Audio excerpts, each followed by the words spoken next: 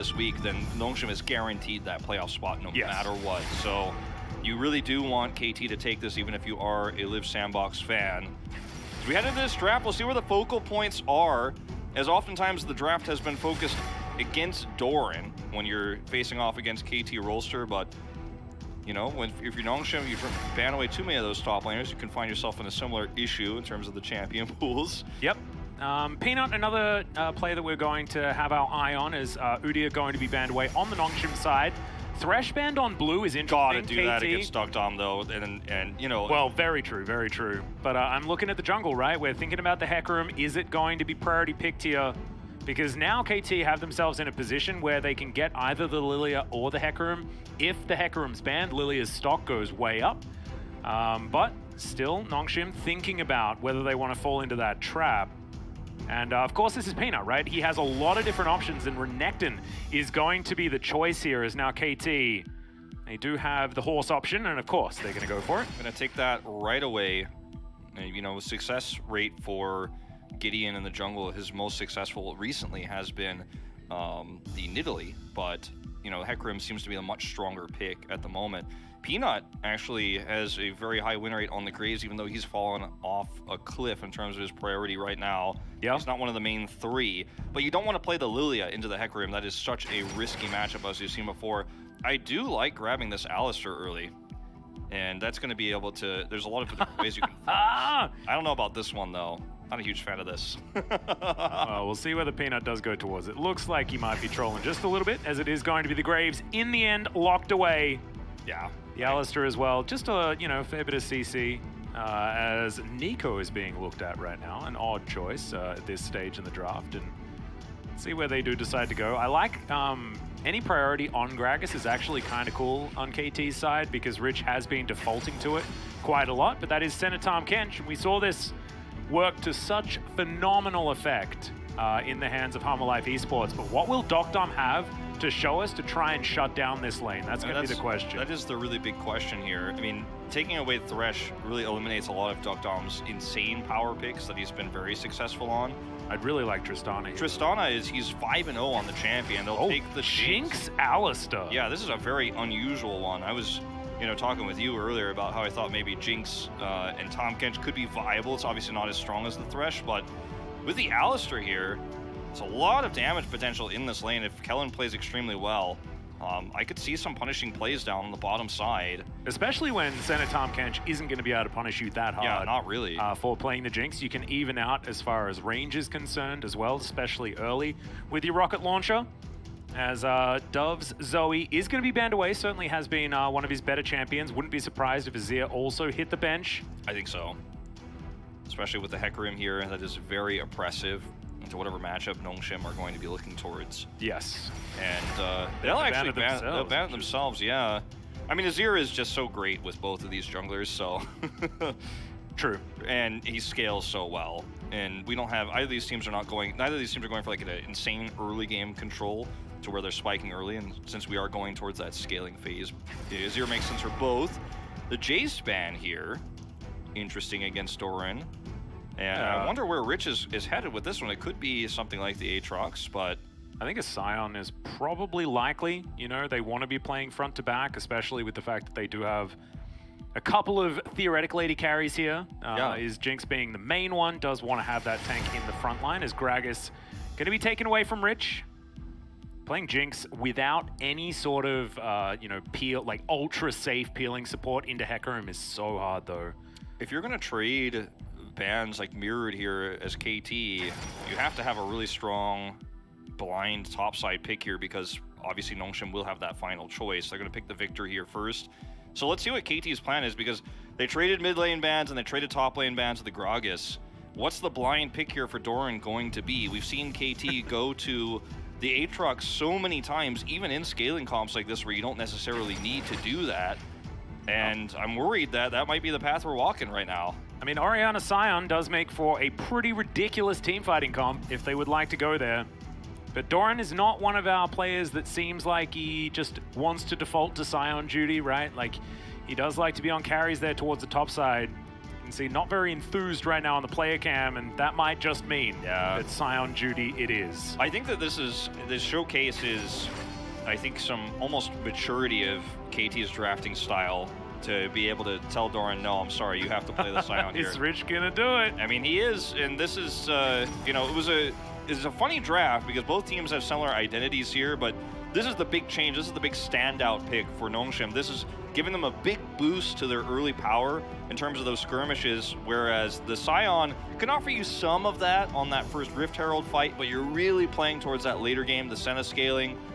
And so KT, kind of a rare late game scaling draft for them that kind of goes all in on the idea that they're playing for the late game and not actually trying to fight early, because that's not KT's style here in round 2. And we've seen everything from aggressive Aatrox picks to Lee Sin in this roster. Yeah. And now they're going to actually really just sit back and play towards what we more accept to be true in this new meta. And I like that because that's been my biggest criticism of KT Rolster, is that they've kind of gone all in on these tempo advantages and then have not been able to take those leads into late game successfully. I agree. I do really like the headband idea here with the headset for Kellen. Looking very cool. I think that if we were to load this game up at 30 minutes in, there is absolutely zero chance that Nongshim win, just because of how powerfully all of these champions synergize together in team fights and how they do deny a lot of what Nongshim do want to do. Yes, Nongshim do have a lot of team fighting power, but I think just with the burliness of the front line that you get from KT's comp, it does make things very, very difficult, as well as the fact that it's so hard to lock down a single target with the amount of denial that Tom Kench does offer. But there is a chance that Peanut runs away with this game. Because Hecarim's not going to have a lot of help from the rest of his laners, theoretically, if the lanes go the way they're supposed to. And here we are, into game number 1. KT versus Nongshim Redforce. I do think that the best case scenario for Nongshim having relevance in the late game is that Rich gets fed, and the problem is that he's up against a Scion, so that's almost impossible, right? It is difficult, yeah. So, you know, the way that you avoid that for KT is, I mean, you obviously have the Scion pick, but you just don't want to take those Rift Herald fights if Nongshim have prio. If there's any sort of fight where Nongshim has the advantage on Rift Herald, you just let it go. It's unfortunate to give that gold away, but I think that's one of the things that they might have to consider doing, which is so anti-KT in round 2. Yeah, no, it is difficult. I think that Doran's going to have a fine time once he gets that Bramble Vest online, right? Because, of course, Peanut and Rich, it's a lot of physical damage in that combo, and so you get incredible efficiency out of just that one purchase. But in the lane, I think that Rich should be able to put on some pressure and open some doors for Peanut to get to exactly where he wants to be on the map. So you can tell, you know, why Nongshim have gone for this, not to mention the amount of mastery that Rich does have on the Aatrox. He's still our resident Aatrox guy. That is 100% the truth. And some of that needs to be, you know, considered, right? When we're talking about drafting, like, yes, you can say that on paper, you know, played by robots that all have exactly the same skill level on every champion, like, you can talk about draft like that, but I think it is very important to talk about the skill level on specific picks for certain players, and Rich is definitely one of them. Yeah, Rich is the type of player that almost makes an argument for late game Aatrox being like, yeah, no, true. Like, I mean, Aatrox does have power in the late game if you can flank correctly or you can threaten the AD carries, but that depends on a large number of factors. But it does feel like Rich, mechanically on this champion, does make it look like there's something more there. And again, a part of that comes from dominating lane, and he often gets matchups because he picks this very late in the draft where he has the advantage. This is not one of those times where he's going to be able to just farm up the Scion and get massively ahead. So, yeah, the snowballing against the Scion is always a difficult time. It's something that Khan has been teaching us throughout this season. As KT, with a bit of a shove here on the bottom side of the map, actually having a pretty good time, as you can see.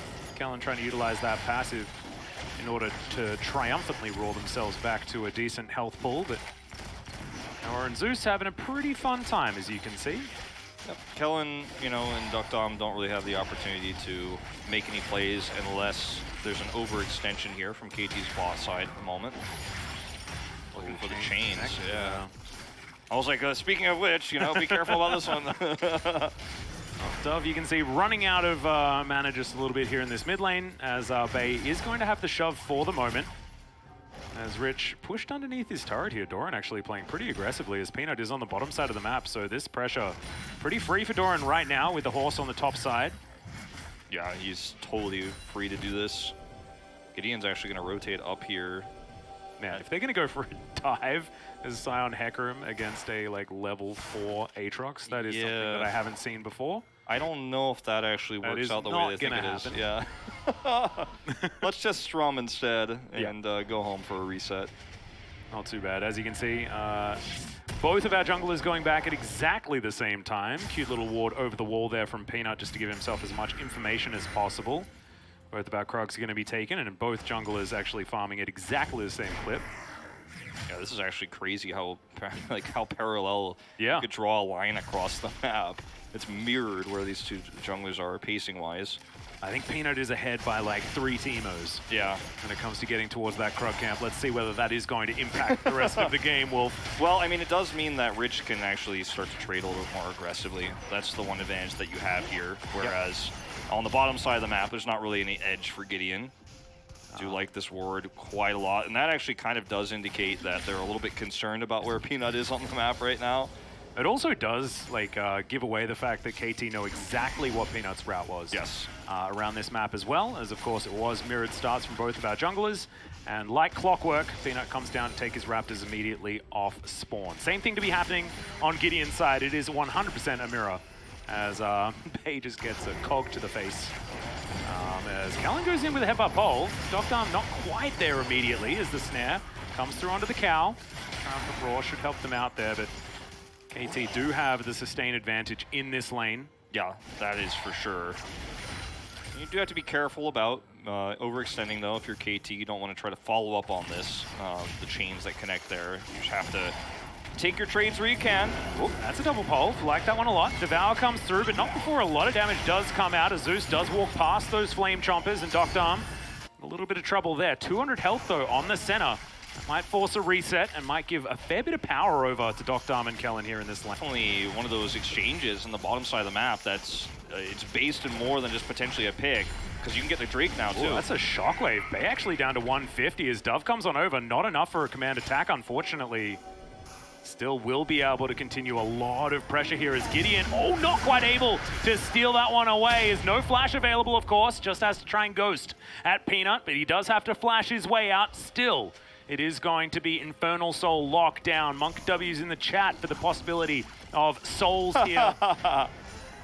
This is really aggressive. Yeah, the wraparound does come through here as Bay flashes. Gideon unable to get on top of him.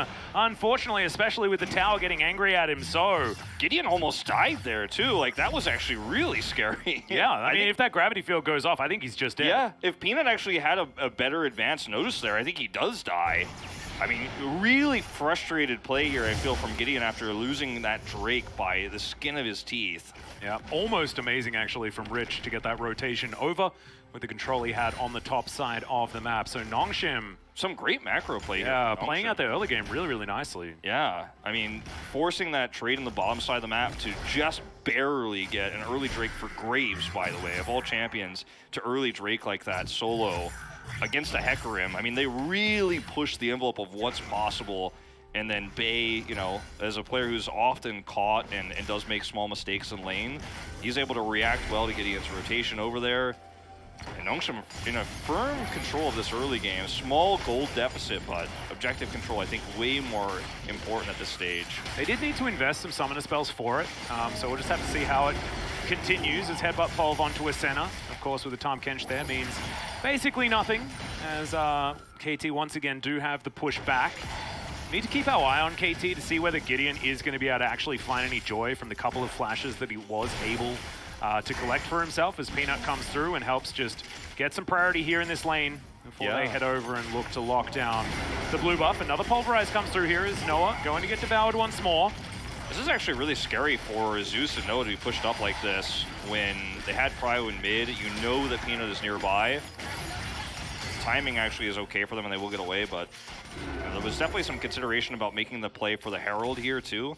They did have control vision, so they did have time to get out, but with Devour on cooldown, it does make it a little bit more difficult. Double flashes, though, on the bottom side of the map and a heal, so Yeah. Still going to be all right as Control Wall goes on over. Nongshim do answer back with that vision. This is the timing I was talking about with Rich here on this Aatrox. Like, I don't think you want to, especially now, contest the Rift Herald here. Oh no, knock-up comes through, Rich with the World Ender, but Bramble Vest, like we were talking about, already there, denying a lot of that healing, and there's the knock-up, and a very comfortable kill for Gideon as the helicopter horse walks down the Aatrox. Well, now you can definitely look for a Herald. if you don't have the Aatrox up there to actually skirmish. Oh, Peanut. He's level 7, so able to do a lot of damage there to Noah.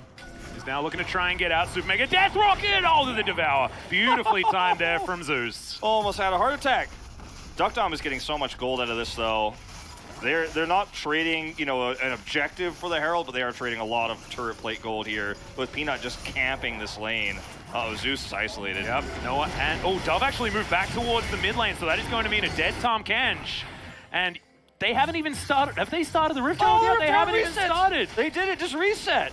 Oh man, they pushed off the Rift Herald because Bay came over. They started it, it gets pushed off. Did Rich and Bay really just... Yeah, they just stopped him from taking it. Oh my goodness. Now Duckdom has a ton of extra gold he's not supposed to have. They still don't get the Rift Herald. And they were just spread a little bit too thin here, KT. KT had a 1,000 gold lead and it's disappeared because of where they were on the map. I cannot believe that just happened. That's so disappointing. I mean, even if Rich is dead, I guess you still can't take that Herald. He comes back and denies it. I mean, still, this is fine for KT, right? The onus isn't on them this game. They still have a composition that scales very, very well, but still, you don't really want to see that. Shockwave is going to pull back Bay, and the Devastating Charge going to help as well. As there's the Dawning Shadow. That's going to help get a bit of an assist there for Noah, and a very easy kill onto the Victor. Now, this time they make it work.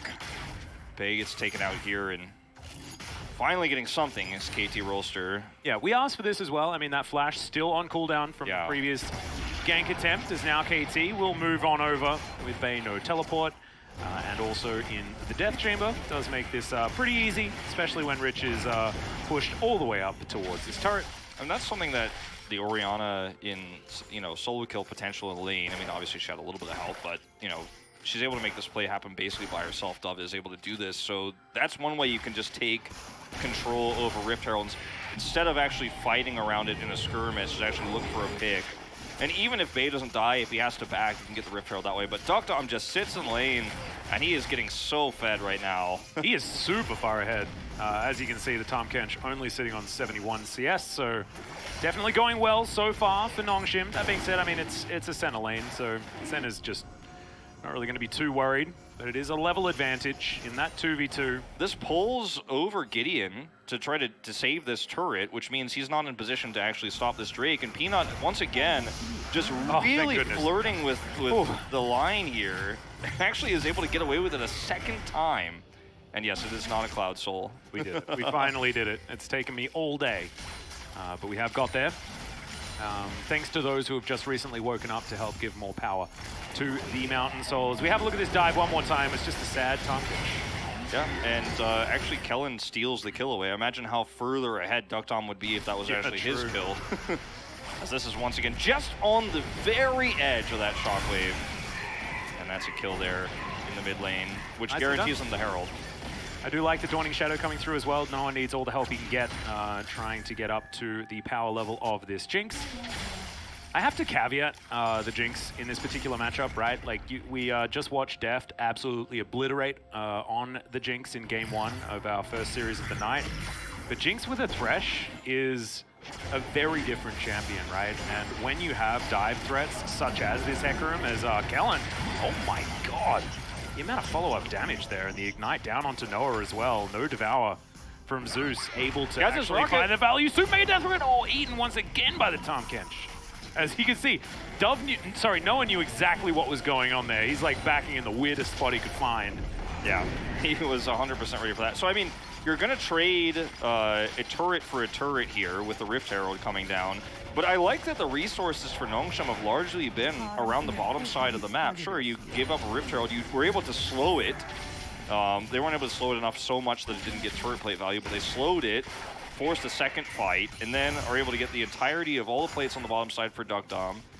And I think you're very happy with how this game is going if you're Nongshim right now. There still is that creeping fear of what's Aatrox going to be able to accomplish later on in the game. Yeah. But because you have that Drake lead and you're going to be able to just kind of sit out some of these upcoming fights if you don't feel comfortable taking them. You know, if you get out-rotated, you don't have Cryo, you don't have to force them with the Aatrox here. But, I mean, Nongshim are in a really good spot to take potentially this third Drake and get that soul point and have enough of an advantage to where maybe that Aatrox scaling doesn't matter as much.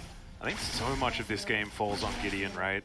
He's the one that is basically able to pretty comfortably get onto the Jinx with the onslaught of shadows into the backline, deny a lot of the auto attack uptime from what is the main carry for Nongshim. Bay is going to be doing a lot of consistent damage as well, but the range of the Jinx makes her very dangerous. But the answer is there from KT. Yeah. Looking forward to seeing who's going to be able to just play out these 5v5s better, because both of these teams do want to get those 5v5s working. Man, I feel like I could count on, like, I don't think I can put the number higher than 5. Like, I think it has to stay on one hand, the amount of times Duckdom has not actually gotten turret and actually lane swapped and gotten extra farm in another lane. Like, it's insane how consistently this player is able to make this happen with Kellen in so many different matchups across multiple different champions. You know, the Aphelios obviously is the one he's most famous for, but he's doing it on Jinx now. He's done it on Kai'Sa. And Nongshim just love to play around getting him extra gold. Gideon a little bit late here. He's going to come on up. Was looking for an option there as the control ward just immediately going to get taken down. And Duckdom still going to be the focus of a lot of these resources. Trying to do his best to slow down this Senna Tahm Kench. Yeah, this is, you know, another big problem for KT is just unable to consistently get that farmed up. Now it's, you know, obviously this is not supposed to be equivalent. It's Tahm Kench, but, you know, 60 CS up now is Duckdom. He just has such a massive lead, plus all that turret plate gold. The Victor is going to scale up pretty well to it. We most have been talking about, okay, Peanut and Jinx, like, these are champions that are going to do a lot of range damage later on.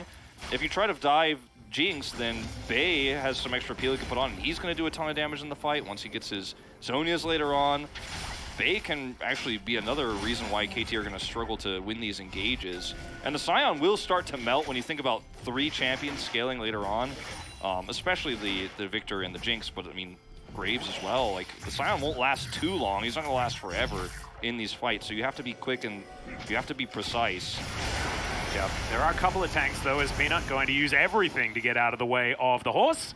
He runs really, really fast, but he can't get over the pesky wall, as Peanut once again has to flash. You can see Peanut on the camera, too. He's just had a little chuckle after that one. Peanut has had so many close calls this game. Still deathless. Yeah. Up 30 CS versus a Hecarim. Got 2 Drakes. And he's looking for a third now. Yeah, it is going to be Mountain Soul point as well. And if KT start getting dragons at this point, it's so hard for Nongshim. They have 3 big tanks, with the fact that the Tahm Kench is getting farm. And now Nongshim in position for this theoretical team fight. Okay, there's the Pulverize, only under the horse. He'll get devoured as the train, not able to get too much work done. You see Duckdom trying to get whichever auto attacks he can find, collateral damage, just to tell KT to leave the area. And that is going to be soul point available for Nongshim. I mean, look at how little damage they did across the board. If you look at the champion portraits down there at the bottom side, you can see Nongshim just played around, rushing that down first with the positional advantage they had. You have Cryo like that, and then you just smite and run away. So well played. Don't have to take that fight. And, you know, who's to say they couldn't take it, but they decided not to. It would have been a really tough fight to take, but... Yeah, they missed a lot of their key engage options, and with Gideon being taken down so low, there was just no way for it to work. As speaking of Gideon, he's going to have to try and devastatingly charge his way out, and should be able to do so. There's not too many that can run quite as quickly as this guy. I mean, he's 2-0 and versus Peanut, who has just 1 assist. But yet Peanut has actually been so much more valuable this game because he's always pushing the envelope on what's possible on these objectives. And, you know, once again, he's going to start this Rift Herald super early. He's spotted. Yeah, Senna moving on over here as they might have to leave. Nongshim know that they need to rotate their bottom lane from the top side down towards this area, and Bay is going to give them the good news that it will not be contested. So, Shelly traded for Shirley. And Nongshim will be able to at least get 1 serving of Shellfish this game. KT decide not to contest. They're not there quickly enough. I mean, it would have been really close if they tried to fight for it. And now Nongshim just got another objective for free. Peanut on the case once again. The thing that I find a little bit scary here for Nongshim is the fact that they are extraordinarily even. It's within 100 gold right now. And this is a Senna, Sion, Hecarim, Orianna composition, which is going to be very difficult to deal with as this game goes on, right? It is a juggernaut of a composition. And Nongshim, I mean, there is the Mountain Soul, right, which is going to help them find some advantages. Yeah, I mean... Whether it's going to be enough, I don't know. The thing is, like, if they get the Mountain Soul, it's massive for them. If they can get something else on the map to trade for a Mountain Soul, I mean, they can give away a few of these. But as you mentioned before, the value that KT is going to get out even of these individual Mountain Drakes is quite large. So, okay, this is a trap. Yep, Peanut trying to demonstrate his power right here. Collateral damage almost finds him as he's burning down with the red buff, and will have to get out of there. Command Protect from Dove. It's just like, off you go, buddy. Just in case, you know. Yep. Don't want to take any chances. And one thing that we have seen from this game, right, like, I think that there are a lot of Hecarim games, and you'd see these drafts, and you're like, how the heck is Nongshim supposed to win?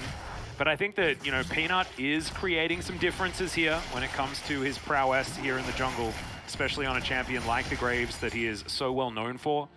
We've seen the priority bans on Graves against teams like Damwon Kia as well. Like, we know that in the right hands, Graves can really get out of control. Yeah. But it does have a lot more variance in whether or not that is going to happen. The consistency certainly lies with the Hecarim. I mean, the thing is, they left Rich to his own devices on the bottom side of the map, too. With all of this skirmishing happening on the top side, Thorin had to leave, so Rich got a bunch of extra pushing done. It's almost caught up in CS now.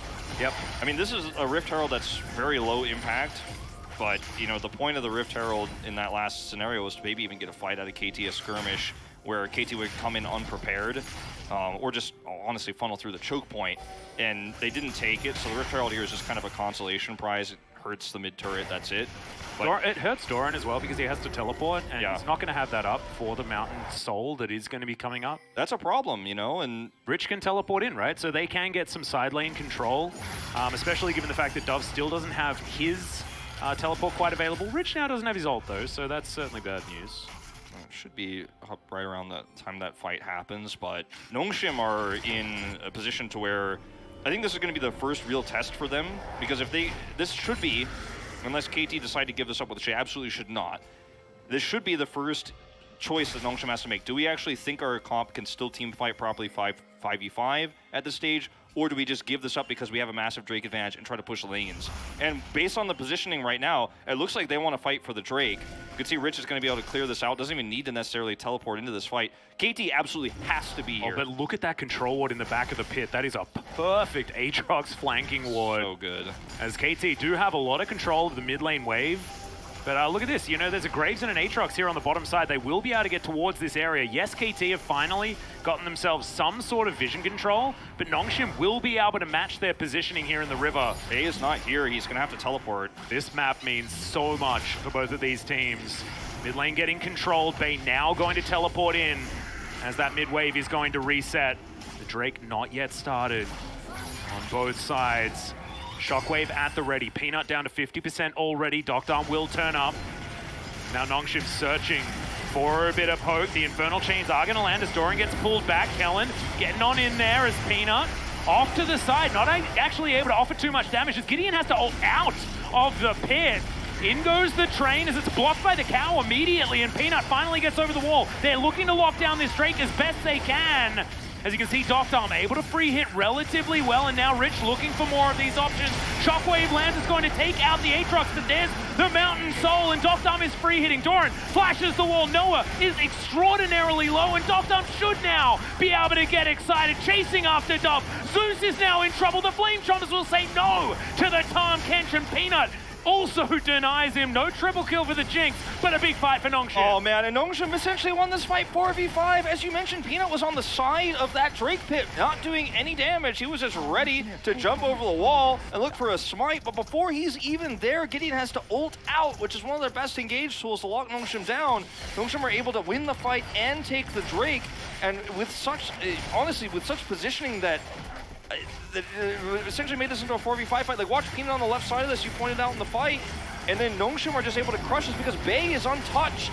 They're so focused. And is untouched. Yeah. Both of their carries, and look, the Onslaught of Shadows used to get out. And Kellen did such a good job here of healing and setting things up with Rich so that if you try to go in on top of Duckdom, you're going to have a really bad time. And he and Bay just did so much here. And then in one last moment of desperation, Doran and crew try to come in here and steal his Drake away, and it's just not going to happen. I mean, they're just so zoned out. Kellen dies for it, but you've won the fight here already. Nongshim showcasing that this comp can be played in a straight-up extended 5v5 fight, and it's only going to get worse now that they've got the soul. I mean, that's basically the death throes of KT. You have to win this fight. You cannot lose it. They lose it and the Drake. Yeah, it's a disaster. I mean, there is still a chance. If this goes to the ultra late game, it's not like the gold lead is insurmountable, and I think comp advantage should be able to get close to what the Mountain Soul is going to be able to offer Nongshim, but it's going to make Rich so much more tanky. Even Graves is fantastic with Mountain, given his passive, right? Like, you're able to extend a lot of the value of that by a large margin. And this is largely the gold graph that we were expecting from this particular matchup, right? It's not clean, but it is Nongshim favored at this point. Yeah, I mean, Dominic's coming through here for Peanut now, can help break through Doran, and you know, we saw in that last fight, I mean, Doran lived for a really long time, but KT weren't able to convert his peel into consistent damage, and the shockwave... They actually just didn't, like, the train came in to the station, but there were no passengers. Yeah, like, exactly. It was empty. The passengers, the lack of passengers is a serious issue here. Yeah. Because you need that CC, and then you need to lock people down with the shockwave. How's the government going to make any money if there's no passengers on the train, Wolf? It's rough, man. It's a little bit of a recession that the train's going through right now. Yeah, absolutely. But, you know, the consistency of damage is not really there because you only have the Senna. Sure, you have an Orianna who can help set this up, but the Senna alone versus, like, the damage output that you have with yeah, this is kind of awkward. The damage output that you have with a Graves, Victor, and Jinx, I mean, that is insane. And sure, you have a limited front line, but with how Kellen is playing it and how much Rich is able to do to disrupt that gap close for KT to get Senna into position to do that damage. But they need Doran and Gideon to be on the same page. Yes. Actually be making moves at the same time, because if that's the case, like, the displacement that you get out of the Heck Room is almost unmitigatable, because you get to ult in and ignore what Alistair is going to do, and then you can get, theoretically, that free charge back onto the Jinx, move him into the correct position, and fear him out of the fight as well. As Gideon looking for that right now, as there's the Onslaught of Shadows, but he's stopped. And Doctarm trying to get out of the way, but the cow blocks him. Now Rich finds the backline. Not a lot of follow-up for him, though, as he flashes to try and get out of the way. Sterix is really good, but it ain't going to be good enough. Rich tries to be the hero. Unfortunately, dies on the stage. Yeah, I feel like that was a little bit overzealous for Nongshim. They handled it, the beginning part of that, very well, but Rich was ready to try to catch and turn what was already a nice save into a massive win, and he just gets focused down. And now this is a barren opportunity for KT. No vision for Nongshim.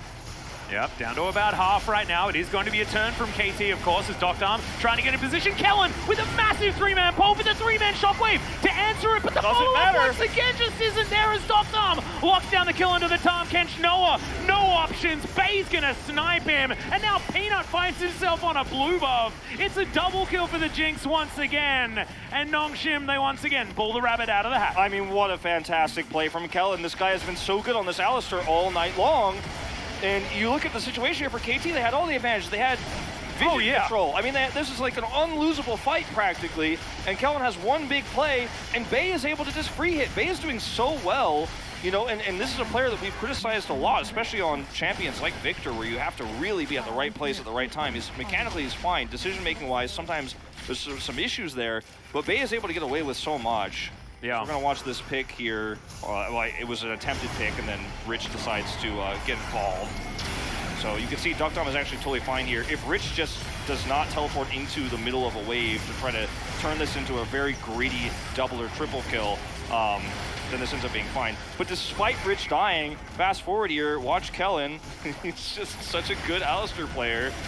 And Duckdom and Peanut are almost in lethal range, and then Kellen sets up that pick onto Gideon. The shockwave is there, but as you say, no one's on the same page. There's no follow-up damage here.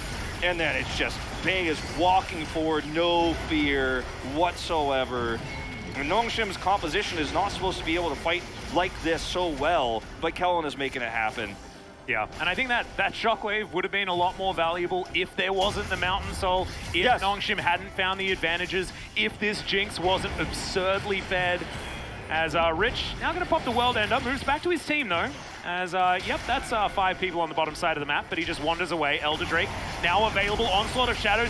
In goes Gideon. They do manage to lock down Peanut, but Bay, Duckdom, both of them still alive. Free hitting is the Jinx's Doran, standing his ground for a long time, but does have to flash his way out. Now there are no ultimates available for KT. Nongshim should fight for this choke. They should not let them funnel through here. I don't think this is still a teleport opportunity for Doran. 4 versus 5, not a lot of R buttons. They let them through the choke. I don't know if Nongshim can actually take the streak anymore. They need to get out of here. Yeah, this is dangerous. They don't have a smite, remember. This is certainly takeable for Gideon. And Nongshim, they have to win the fight. They're not going to be able to win any sort of damage battle over this dragon. Range advantage should be there for Duckdom. Can he stay out of the way of all of the threats on KT's side? Doran once again finds himself off towards the side as Gideon gets on in there, but the pulverize again from Kellen. This guy has been too good. Double kill for the Jinx straight out of the gate. Both tanks dead, Smite dead, Elder Drake definitely dead. This should not be happening like this either. And the tank line, Doran is doing exactly what he's supposed to as another pulse comes through. Kellen is just too good, Wolf. What is this? Insanity. Now going down extraordinarily low. Noah's limping away. Dove doing the same. Rich is angry as Peanut's going to turn up, gets the smite in the end. This seems like it was all planned by Nongshim, and now the gold lead's getting insurmountable. It's getting insane. Everyone's going to go for a reset here and look to actually open up some of these inhibitors. The Baron buff's up for 10 more seconds, but Doran is doing exactly what he needs to. He's doing what he's supposed to. He is feeling, but there is a huge disconnect between him and Gideon because Gideon needs to be able to follow through to set up the damage that Noah can do in these fights, but they are just not together. Look at the difference here in itemization and the speed at which those spikes have been hit. It's 7,000 gold in the lead for Duckdom. He is just massive this game as Dove caught in the wrong place. That's game. Yeah, that is going to be game. Rich is going to be able to lock down that kill on the Orianna. This turret goes down extraordinarily quickly as the minigun is just gone burr at this point in time. KT just have to look on as their Nexus turrets fall to the wayside, and all of our teams with playoff contention are biting their lips right now, Wolf, because Nongshim are 1 win away from all but getting themselves to playoffs. Still a small chance, of course, if that happens for Live Sandbox, but Nongshim looking pretty good in this one as Kellen is just going to die on the fountain. Nongshim will be able to tidy this one up at 31 minutes into the game. It looked like KT had a decent chance when it came to the compositions. They were keeping it even, but after losing